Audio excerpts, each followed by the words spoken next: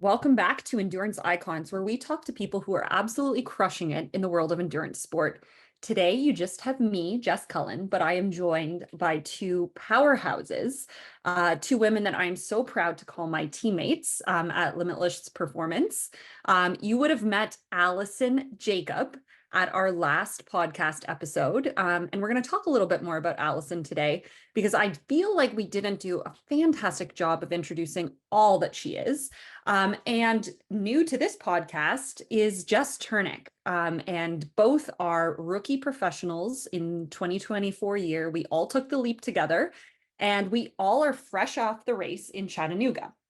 Now, the one thing I told them both that I was going to do something a little bit different just to kick it off. And it's just that I wanted to highlight that not only are these two women professional triathletes, but they both have a whole world that they do outside of that. So I would like to ask both of you. So firstly, welcome. And secondly, maybe you could both say what you do for work as well on top of a full training schedule. Allison, let's start with you. All right. Thanks for having me back again. So outside of triathlon, I am the director of operations and clinical marketing for a medical device startup in Waterloo, where we do non-invasive cardiac and cerebral hemodynamic monitoring. But basically, as my role there, I organize all the clinical research projects, organize our whole key opinion leader network, train all the doctors, distributors on how to use our technology. And I'm also assisting our CEO with all of the business development side of things. So I absolutely love the medical field, the human body. I'm always amazed with what it's able to do, both in the medical setting and in triathlon. And yeah, that's kind of my other 9 to 5 plus.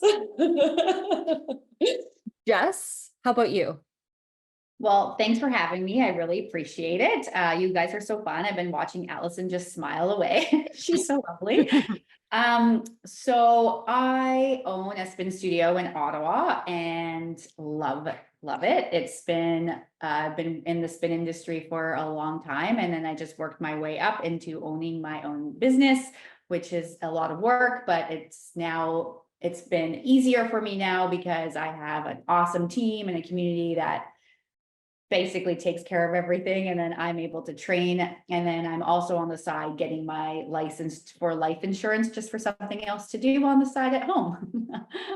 So not as exciting as Allison, but I think it is just as exciting. And the point that I was trying to make is that the two of you have so much that you are juggling on top of a full pro training schedule. And I really don't want that to get lost in these discussions, because both of you do what you do at such a high level.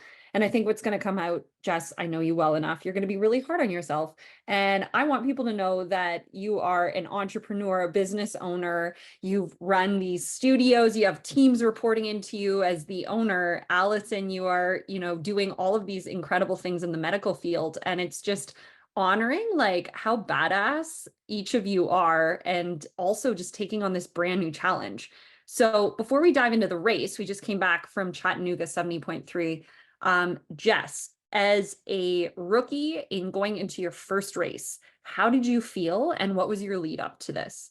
Oh, I was so nervous. So really exciting that we all took this leap of faith, and both of you were able to do some races before Chattanooga where I didn't. So grateful that both Allison and Jess were there because I got to ask them all the questions. I felt so nervous even on race morning. I barely could say anything. I even apologized because I'm like, I'm so sorry. I'm so quiet. I think my butt cheeks are shaking. I'm so nervous. It was just a different experience for sure. Really cool experience though. I think getting the first one out of the way is definitely, I feel a lot better because of it, but I don't know. I just felt like this was just a whole new ball game. And I think that's what I enjoyed though, is that I was so nervous that it means I cared, obviously, that I just wanted to experience it, have fun, and not get lost in just the nerves. I wanted to also enjoy. So I tried to really take everything in as much as possible. And leading up to it, I've been training a lot. Obviously, my training has changed drastically from last year as an age grouper to being a pro. I think a lot more intensity and a lot more hours. So that's been just an adjustment, learning nutrition, which we've all talked about, and just kind of redeveloping this new that I didn't know what to expect going into it. And yeah, we had a great time on Sunday. We did. And before we dive into the race, I know we talked a little bit about this with Allison, but it takes a lot of bravery and courage to take the jump to pro. What was that path like for you in terms of that decision making to make that big decision to go pro this year? I think a few things factor into that is that, I never grew up playing sports. I had back surgery when I was young. I had my twin sister pass away from cancer, and my life has just slowly been this. I've never really had a path. I've just kind of followed things, and it's always led me into great, scenarios and circumstances. And I moved from BC to out west. Like lots of things have just evolved, and I didn't want to look back on my life and be disappointed in myself that I didn't try to take this leap of faith. And I'm really happy I did, because I think it means I care, and I don't know where it's going to go, but that's the whole point of life, is you don't know where life goes. And I like to be scared. I like to be nervous. And as much as sometimes when I'm in that swim and I'm like, why am I doing this to myself? But I also know that I enjoy it and I really do love it. So that's why I decided to do it. I'm not getting any younger. So here we are. So my team gave me, my team from my other job gave me this like little inspiration jar before I left. And every day for motivation, you pull out a little card and it's like a inspirational quote. So what you said reminded me of the one that I pulled out today. It said, I would rather look back on life saying, I can't believe that I did that, instead of if only I had. And I feel like it's a perfect way to describe sort of like the decision making and path of why we did this.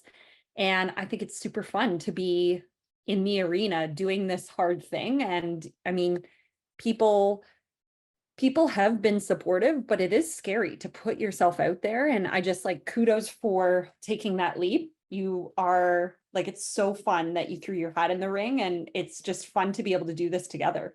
Mm-hmm. I agree. Allison, this was your second pro race. How did it feel? And was it any different than the lead up to Texas for you? Definitely. It felt completely different compared to the lead up to Texas. I feel like at Texas, the entire time I had my heart beating in my throat, and like I was so nervous just the entire time.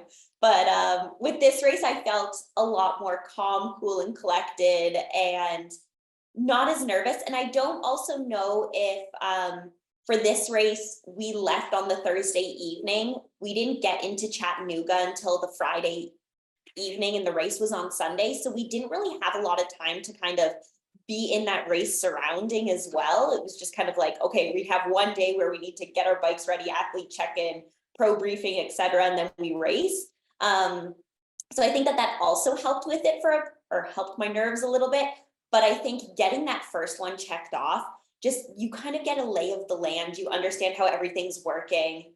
And then it was like a lot more calm. So Jess, I'm excited for you to do your second one to see if you feel the same way, because Jess, Jess Cullen, did you feel that way too with your second one? That's confusing, Jess and Jess. Yeah, I know, Jess squared. It's great. Yeah, like, so Texas was my second one, and I was so much more relaxed going in. And this one even more so. So I'm like, okay, I understand if the more you do this, the easier it gets. The first one, like, I just wanted to throw up. It was the worst, like, nerves possible. And like, Jess T, I just wanted to take that away from you, but like, it's kind of like a butterfly going through metamorphosis. You just need to get through it and like get on the other side. But how did you feel in the pro briefing? What was that like for you, Jess? Like, there's Emma Pallant Brown. Like, it was just so cool. Like, it was just surreal. I was just looking around being like, what is happening here? Like, we are surrounded by some pretty cool people that I really fangirl on Instagram. So it was surreal. Like, I honestly have no other word. It was it was just really cool to be there. I felt really fortunate, and also like, I mean, I don't like using this word or this term, but imposter syndrome, like what am I doing here with all these people? But it was awesome. Like I felt it just was really cool. I think imposter syndrome is a part of all of this. And I think what's been really helpful is some of the more veteran females in the pro field have been really, really helpful with that, of speaking out and being like, yeah, you're going to feel nervous. Your first pro race is going to just like, it's going to make you want to throw up a little bit in terms of nerves, but you only get one pro race, or well, hopefully more than one first pro race. Oh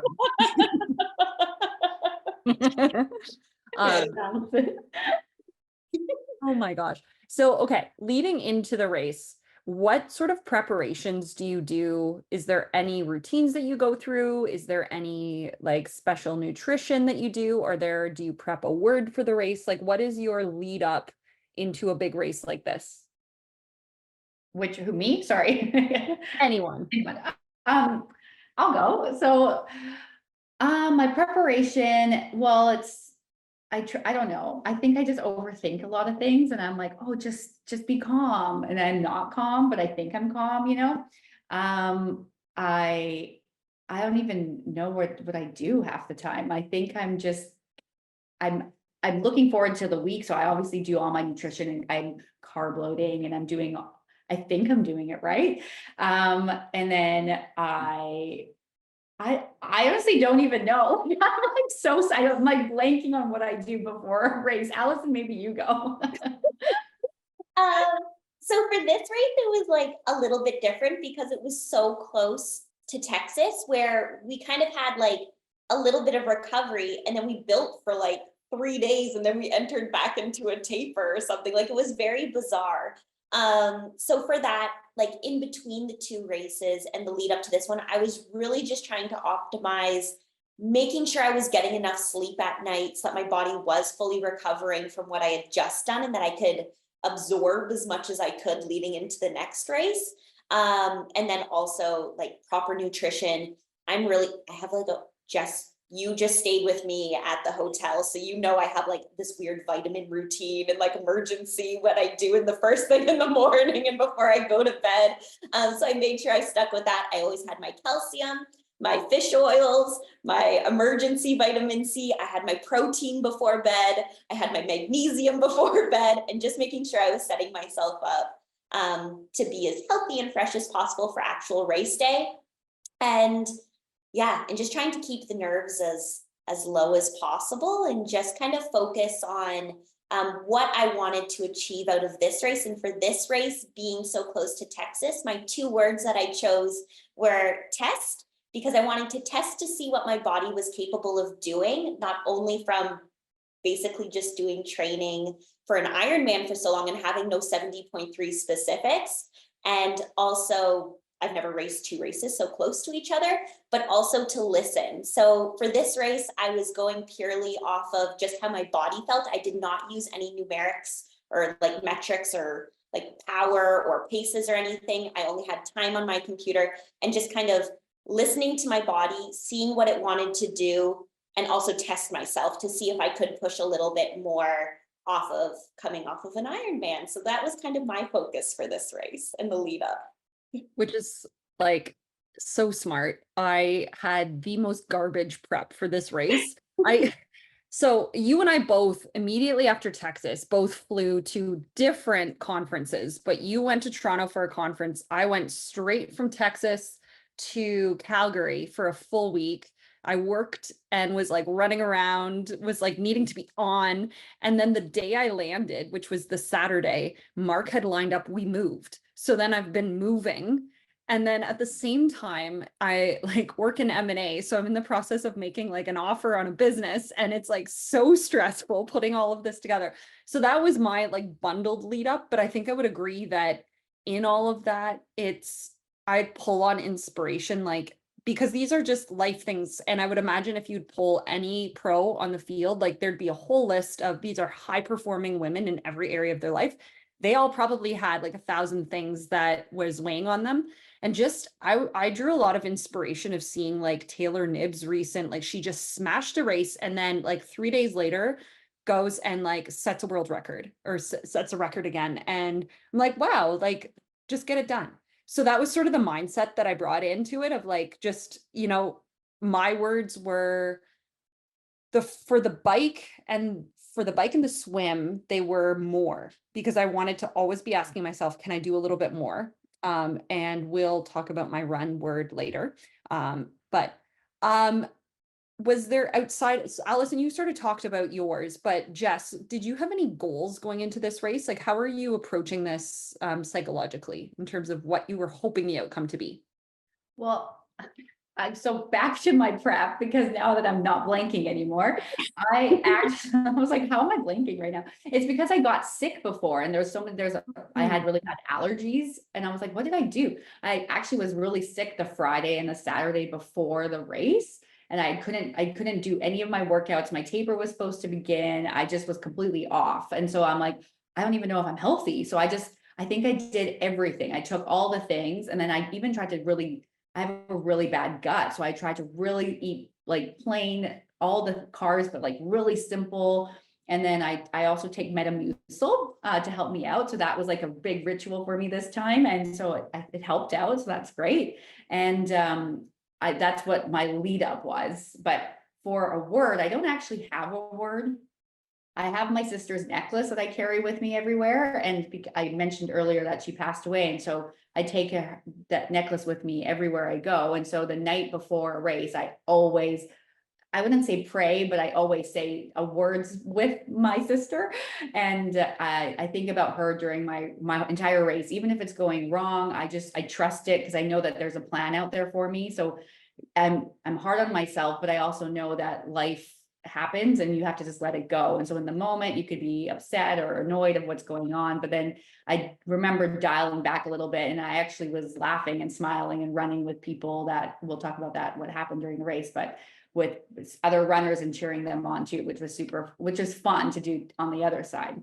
For a goal, I just wanted to have fun and not be so hard on myself and enjoy the process. That's all, honestly, for something so new like this. And I know you two know this too, like it's a whole new world and completely different than age group. And I really just wanted to enjoy it as much as possible. Obviously, I wanted to do well in my, performance, but I'm happy with the outcome regardless. Amazing. I love that. So diving into the race morning, before the swim start, was there any notable moments, maybe anything left on the ground? Jess. Oh my gosh. So the other thing is I've never raced with my period ever. So this was a whole new thing for me too. So not only am I really nervous, but I got my period on Saturday and my worst timing because Saturday and Sunday, I am just crampy. Like it's like so painful. I hate it, but whatever. It is what it is. It's what we do. We're females. And so race morning, Allison and Jess and we were in the swim area and we're waiting in line to use the porta potty. And I had my tampon like tucked away in my kit, in my jersey. And I unzipped it to, get faster to go into the porta potties, not to hold people up. And I dropped the tampon on the ground, but I didn't know I did until I went into the bathroom. And I'm like, oh, I forgot. It's on the ground in the lineup with all the pro men. And so then I go outside and I'm like, oh, I just need this. Thank you. And then walk back inside into the porta potty. So yeah, pretty embarrassing start. But I think you forgot the first air time when we were just like getting rid of our morning clothes bags and you pulled it out to tuck it into your jersey sneakily and you're just holding it in the air and there's like a media person filming you just holding your tampon in the air. So your tampon got a lot of airtime on race morning. The camera guy was right there and we were act cool and I'm like, here's my tampon, everyone. Hey, they want behind the scenes. They got behind the scenes. What we do, Oh, we forgot about that. yeah. We will not let you forget about that. So we line up. we get in the water. We were able to do a little bit of a warm up. You're treading water on the start line. How are you feeling? What's going through both of your minds? Like I'm being pushed down the river already. That's what was in my mind. I was like, I don't want to pull a Cody Beal, not a Cody Beals, but what Cody Beal said, and start getting ahead of the little buoys. So I was like, okay, how do I tread water and push myself backwards at the same time? That was wild. It was wild. And for context, at the pro briefing, one of the concerns that Cody Beals had brought forward was that people use the current as an opportunity to get maybe 2 or 3 body lengths ahead of the field. What I was thinking, and I'm glad he brought that up, because they addressed that and said, well, but like stay with the group. So I was like, when we all were like back, we're like following the rules. We're like, there's the line, but then the whole group was like 3 or 4 body lengths ahead. So I'm like, okay, I guess I'm going to swim up to them. And like, that's how we're going to start. So yeah, the current was wild. Yeah. How about you, Jess? Yeah, swimming is my weakest. And I was just as nervous being in the water, and the current was definitely like pushing us. And I was like, okay, I'm going to stay with everyone. It's going to be such a great swim. And then all of a sudden I like look up and I was like, oh, see that everyone was gone. And I'm like, all right, I'll just be alone on the swim. It was nice. It was pretty easy. It was a nice swim. Like it's like I was just training in a pool. Like I was like, yeah, go faster. I just couldn't do it. Like, it was the weirdest experience. How about you, Allison? How's the swim? This one it was interesting. So my goal was to try to increase my stroke rate a little bit at the beginning. So like go out a little bit harder and then settle into a nice pace. And I did like that I had remembered that there was going to be 8 yellow buoys and then 8 orange buoys. So it made the time go by really quick as I was counting the buoys. I was also really hoping to get onto some feet after Texas, like not having feet until the very end was not ideal. But then, of course, as soon as I got out there, there was no feet around me. And I was like, am I doing something wrong again? But then I was like, no, just get into your own rhythm. Just tick off buoy by buoy, all 16 of them. Just make your way down.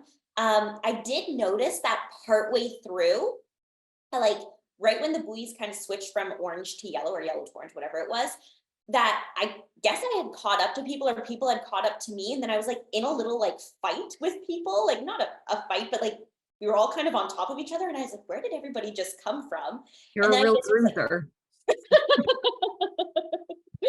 so then I was just like, okay, just like get in your own little area again. Just try to get on feet if you can. If not, then do it. You're on your own. And I just wanted to focus on my breathing and just keep that stroke rate up, keep my statue pose, try to not have a straight arm or a catch up lazy arms, as my husband likes to call them, and just make it to the end and then hopefully see that red buoy for the turn. But overall, I'm pretty happy with how the swim went, not happy with the fact that I didn't have feet. The other weird thing was how there was like weird sticks or something that would hit you partway through. So you'd be swimming and then all of a sudden, like you'd be bonked in the forehead. And I was like, what is this? But other than that, that's how my swim went. It was pretty good. Yeah. I have a lot of learning from mine. I was really excited for this swim. I've never done a downriver swim before. And I know all of us have been working our butts off to be faster in the water. Like this just takes so long. And I keep waiting for this like breakthrough where all the work that I've been doing in the pool will translate to open water. I'm not there yet. And I think it's like, so number one, need to work on a bit more specificity. But the gun goes off and I get like 3 or 4 strokes. I'm on Allison's feet feeling like, oh yeah, here we go. And then at that time, like it was a chaotic start. There's like 40 plus pro women. And I think that that's another thing that I need to work on is getting used to chaotic, strong starts. I haven't done enough work on that. So that showed up here where someone in their stroke grabbed the top of my head and pushed it underwater just as I was trying to grab a breath. So I inhaled a ton of water and I started panicking. And what happened is my heart rate skyrocketed and this is so embarrassing. I needed to do like a breaststroke just to calm down. Like systemically, it pushed me into this like fight or flight mode and I couldn't relax. So instantly I felt like I was gasping for air. My stroke was shorter and I was like, well, this is ridiculous. Like, it's one of those things where it's like, you think by the time that you get to the pro field, that this would be a thing of the past. I was like, come on, Cullen, you did this for your, I was Kipfer during my first race, but come on, Kipfer, this was your first, like my first ever triathlon. I had a panic attack in the water. So I just tried to calm down. But I would say after like the first 2 or 3 minutes of that happening, like both of you, I'm like, well, there go all the feet. But I actually loved the rest of the swim. So it's like the asterisk. The beginning was kind of crummy, but then once I actually got moving, like, holy smokes, you're moving. And that was just lovely, like settling into the rhythm. And you don't often feel like, wow, this swim is over before you know it. But Also, a half swim just feels so much shorter than a full, and especially with the cold, I was like, wow, this is really nice. it is. I bet it felt so different from Texas to this, like just out of the water. Yes. Yes. One of the things that we were chatting back and forth on, and I want to dive in before we go to the bike, is like, how are you? I think all of us have the same approach where this is an element of triathlon that we're working really, really hard on. And I think that this resonates with a lot of people where this whole idea of triathlon is you put in the work and you put in the work. And at the beginning, you might see huge hockey stick curves of growth. And then once you start perfecting, that growth slows down. So I wanted to know, like, how are both of you handling the insane amount of work that you're putting in with feeling like you're maybe not seeing the results that you were hoping to see? How are you managing that?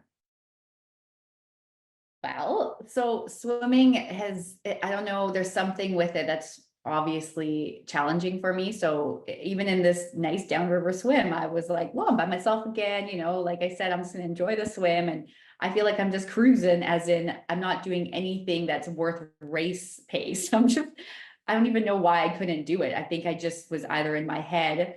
And then I started to think about, I'm like, okay, my stroke, get this. And you learn so much and you watch so many things. And I messaged the girls, Jess and Allison, today to be like, I need some tips, like give it to me. I need it all, because swimming is, we work so hard at it and you gain only like seconds. And this wasn't even my fastest swim. I was maybe 1 or 2 minutes faster than a lake swim, so I'm like, I should have been better, but I couldn't be better for some reason. And swimming is one of those things it's upsetting, to when you put so much time into it, just like it doesn't translate from the pool into open water. But then we have to give ourselves some grace. Like, we don't have a lot of open water practice, right? So I live in Ottawa. It hasn't been warm here till recently. So, it's a lot of learning and a lot of practice. And it's actually quite fun to do. Like, you go in and you're like, okay, I have an intention. I'm going to do work on this. And then even if it doesn't go the way that you planned, at least you know that you put in the work, and you can tick that off the list for the day and move on, right? That's how I look at it. Yeah, I think I would agree. Swimming it's so interesting, like not coming from a swimming background. It's really hard because I feel like it's almost like how they say, like, it's just like learning how to ride a bicycle, or like you never forget it. Like, I feel like we just don't have that, like, in our bodies, like that feel for the water. We forgot it all. You ever see people that swim and you're like, why do they look so amazing? Like, Yeah. do I look like that? I'm like, no way. No way. But it's just like, it's super, it's hard when we like we say, like, we put so much time in at the pool and stuff, but it's also extremely, like, I love the challenge where it's like, I can't wait for that moment to see where we can make those translations from the pool to open water. And I do think that is one of the big thing. Like, I find that maybe in the pool, being able to stare at that black line at the bottom, being able to have a wall at the end where you can kind of visualize reaching for it, so you're getting nice and long, etc. But in open water, you can't do any of that. So I'm just trying to constantly piece those things together. But also, okay, so there's all these like kind of negatives, these things that aren't translating over. But one thing that I can take away is, with all of this time that we're putting into the pool, I haven't had where my shoulders are getting tired, or my like things like that aren't happening, or like my lats are getting tired, which means that clearly like the distance we're putting in is playing out into the open water and is good for racing. It's just us kind of, I think, getting that technical aspect where hopefully with some now coming summertime in Canada, we can get outside and do some more open water swimming. We'll be able to have more of those translations, and then our races later in the year, we'll be able to see those times kind of come down a little bit, and we'll feel more comfortable in the open water because it is completely different than the pool. Hopefully trying to find the silver lining. No, it is. And I It's think, true. like, Sorry, go ahead. I think we like it because it's hard. Like Yeah. that's why I love triathlon is, so I bring this up because I think that there's not a single triathlete who looks at their sport and it was like, oh yeah, every discipline I'm nailing. Like maybe Taylor Nib, but like most of us mortals look at it and there's one that we're working on. But it's kind of like, I think why people like to chase Kona. Like they love it because it's hard, and they love it because it's one of those things that you try and you can fail. And like I look at every swim and I actually feel myself getting stronger in the water. I feel my technique improving. And I'm like, even though the time isn't there yet, I feel all these other things around it that are growing. And I'm like, I just know it's going to click.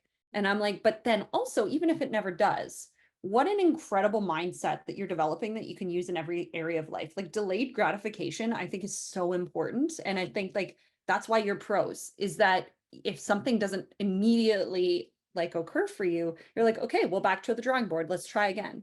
Mhm. Doesn't mean we're going to keep trying the same thing over and over again. We're going to keep putting different angles, like people looking at our strokes. Like we're all going to get there. Like talk to us in 3 years. We're going to be right up at there in the front pack. Mark my words.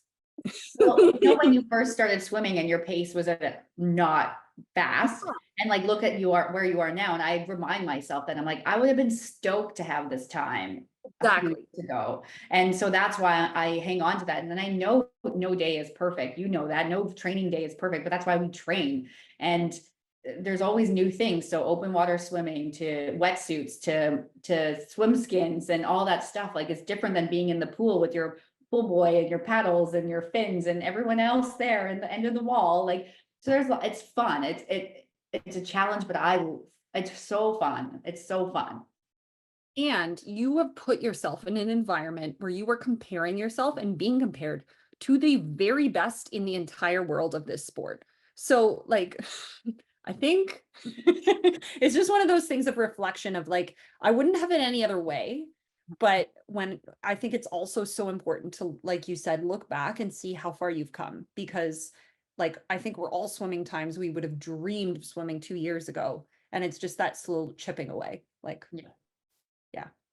Okay. I wanted to talk about that because it's something that we spend a lot of time privately talking about, but I think it's important to share, like, we don't have every element of this sport, but the pursuit of it is so much fun. Well, and that's why it's so nice to have you two to lean on, because I'm like, I need tips, anything, help me out. Like it's a sport where I watch people in the pool and I'm like, you're so amazing. Like, how do you do that? You know, and it's a fun thing to learn. And like, I'm happy we get to talk about it, because I hope that other people listening know that it doesn't just happen for us. We work our butts off to get there, and we've been doing this for a while, and we're not just talented, we have a lot of work underneath us to get to where we're at. And it does take a lot of behind the scenes work that people do not see. And that's okay. I want people to know that. I'm sure you guys want people to know that too. Yeah. Hours and hours and hours of work go into being this bad at swimming. Just kidding. I don't want our master swim coach to look at when they say they want to track us. Just wait till after the swim. You don't want to see. I went swimming today and I was like, ooh, do I put my pro series cap on? Judging me. You They're like, do? you're not a pro. You know what? Everyone would have been stoked if you did that. I love it. Oh gosh. Okay. Yes, before we switch over, sorry. Go Jess ahead. T, what did you think of the swim skin versus a wetsuit? Because that was your first swim skin question. swim, right?